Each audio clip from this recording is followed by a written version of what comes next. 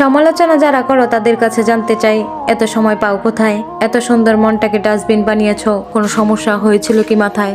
অন্যকে নিয়ে এত মাতামাতি করার মানে কিছু নাই, পিছে লাগলে পিছে থাকবে, অতীত ইতিহাস কেটে পাই।